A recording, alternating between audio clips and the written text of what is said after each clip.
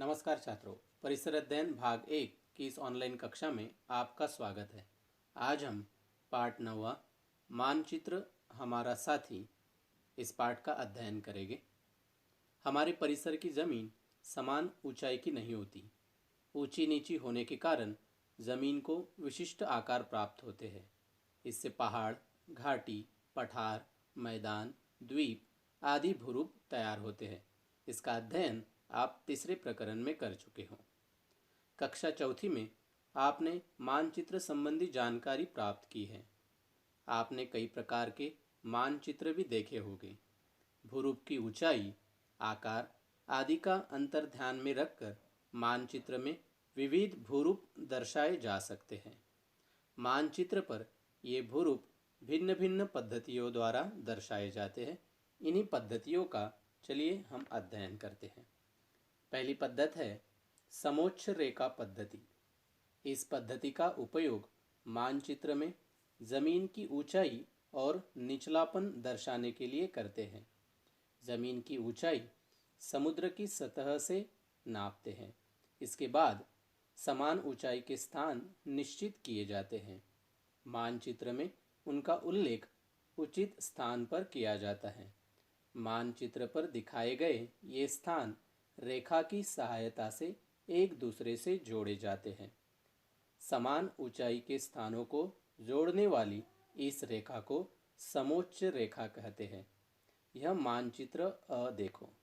इसमें समान ऊंचाई के स्थानों पर एक रेखाएं खींची गई है। इस पद्धति के कारण क्षेत्र की जमीन का ऊंचा नीचा आकार सहजता से ध्यान में आता है। क्षेत्र की ढलान तथा विविध स्थानों की ऊंचाई समझने में मदद होती है। यह ध्यान में रखो, यदि समोच्च रेखाओं के बीच की दूरी कम हो तो उस स्थान की ढलान तीव्र होती है, और यदि यह दूरी अधिक हो तो जमीन की ढलान मंद होती है। दूसरी पद्धति है रंग पद्धति। यह समोच्च रेखाओं पर आधारित पद्धति है। इस पद्धति में समोच्च रेखाओं के बीच रंग भरे जाते हैं।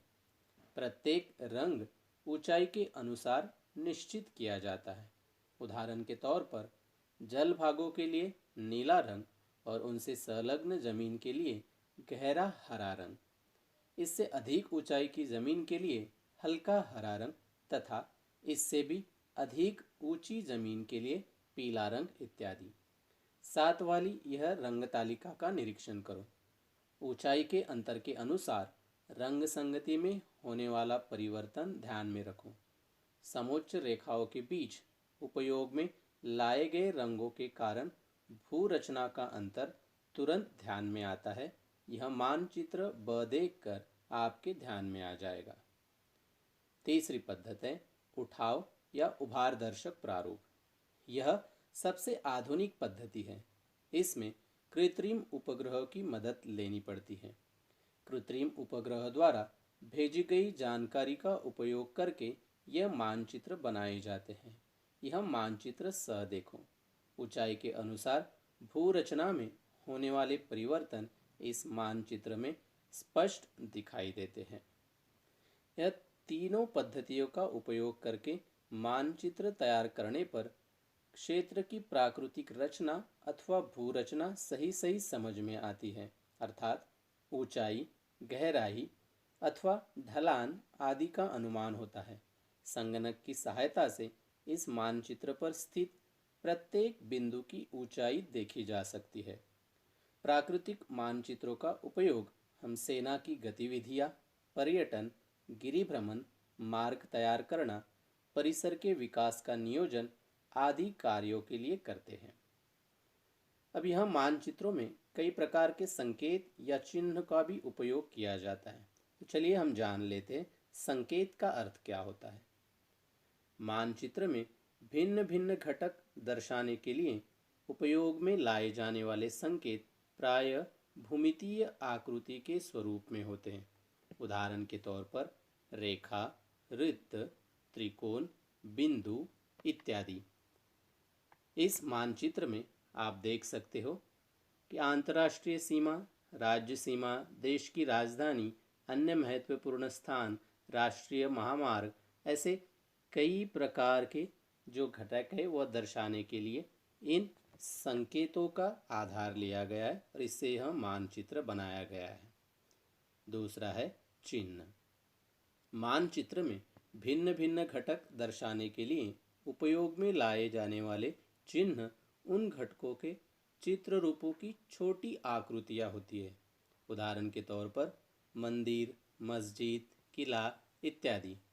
अब इसी मानचित्र में आप देख पा रहे होंगे प्याज, सेब, चाय, संतरा, लौंग, केसर, आम, कॉफ़ी इत्यादि दर्शाने के लिए उनके चित्र रूप यानी चिन्हों का उपयोग किया है। ठीक इसी तरह जो किला है या अस्पताल है या कोई दीप गृह है, ऐसे दर्शाने के लिए भी कुछ चिन्हों का उपयोग किया जाता है। जैसे भारतीय सर्वेक्षण संस्था द्वारा मानचित्र तैयार करने हेतु उपयोग में लाए गए कुछ चिन्ह तथा संकेत साथ में दिए गए। जैसे PO यानी डाक कार्यालय, बंदरगाह, दीपगृह, किला, स्मशान भूमि, अंतर्राष्ट्रीय सीमा, युद्ध भूमि, रेल मार्ग, कुआं, झरना, स्थानीय ऊंचाई, बस्ती, घास, समोच्च रेखा, तालाब, सड़क, खदान या खान, आरक्षित वन, ऐसे अन्य कई प्रकार के जो है घटक मानचित्र में दर्शाने हेतु चिन्ह तथा संकेतों का उपयोग किया जाता है। इनका आपको अध्ययन करना है। होमवर्क। नीचे दिए गए चिन्ह तथा संकेत पहचानो और उनके नाम चौखटों में लिखो। ये जो भी चिन्ह या संकेत आपको यहाँ पर दिए वो कई बार आप देख चुके हो। दूसरा है स्वाध्याय में जो भी प्रश्न आपको दिए उन सारे प्रश्नों के जवाब आपको नोटबुक में लिखने हैं। Thank you.